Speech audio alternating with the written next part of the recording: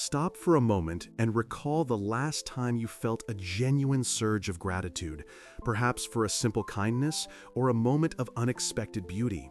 I want you to hold that feeling because in my deep study of Carl Jung's work, I've discovered that this emotion is far more than just polite thankfulness.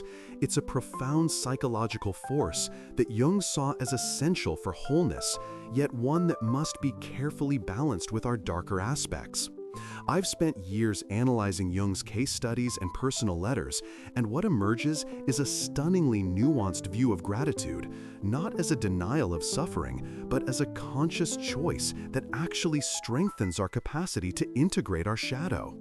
Today, I want to share with you exactly how Jung understood this delicate dynamic and why cultivating what he might call conscious gratitude is vital for your psychological development. You see, in my research, I've found that many people approach gratitude in a way that Jung would have considered psychologically dangerous, as a form of spiritual bypassing, where we use positive emotions to avoid confronting our pain, our anger, our envy. Jung witnessed this repeatedly in his clinical practice. Patients who would force thankful attitudes while their unconscious seethed with resentment, creating what he called a persona of gratitude that actually widened their inner division. I understand if you've tried gratitude practices only to feel strangely empty or inauthentic afterward. Jung observed this exact phenomenon.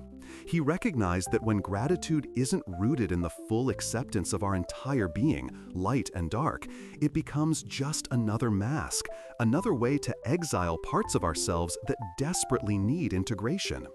This creates what Jung termed enantiodromia, where suppressed negativity eventually erupts with greater force. Now, here's what makes Jung's insight so revolutionary. Through my examination of his work with patients undergoing profound transformation, I discovered that Jung viewed authentic gratitude not as an emotion we manufacture, but as what emerges naturally when we courageously engage with our whole psyche. Think of a patient Jung described who, after finally acknowledging her deep-seated envy toward a more successful sister, experienced what she called the first real thankfulness of my life, not for anything external, but for the simple fact of her own complex humanity. This is the gratitude Jung valued, one that says, "Thank you for this difficult truth," alongside "Thank you for this beauty."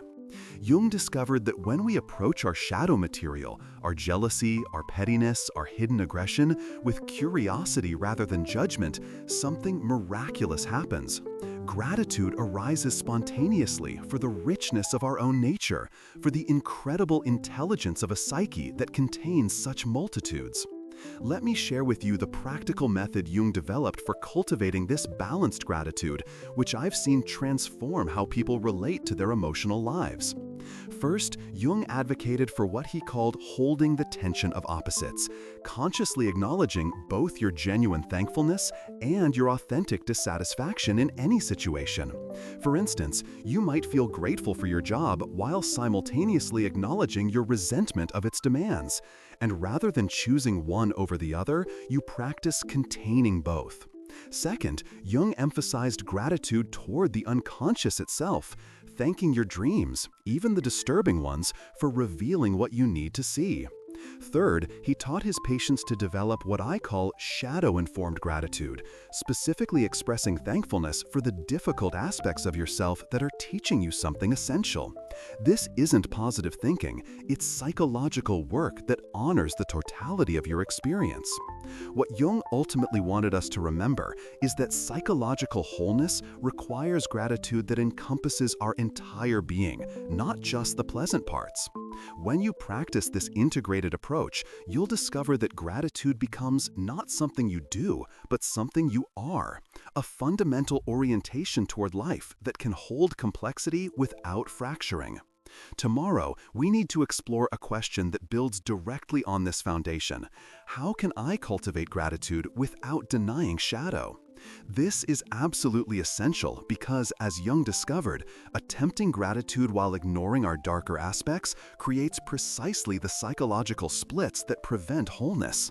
I'll share Jung's specific techniques for maintaining this delicate balance, methods that transformed how his patients related to their entire emotional spectrum. If this perspective resonates with you, I'd be grateful if you'd like this video, share your thoughts in the comments about your own struggles with authentic gratitude, and subscribe so you don't miss tomorrow's crucial discussion. Understanding how to genuinely cultivate gratitude without spiritual bypassing is, in Jung's view, one of the most important skills for psychological maturity. And I'm genuinely excited to guide you through his profound insights on this essential question tomorrow.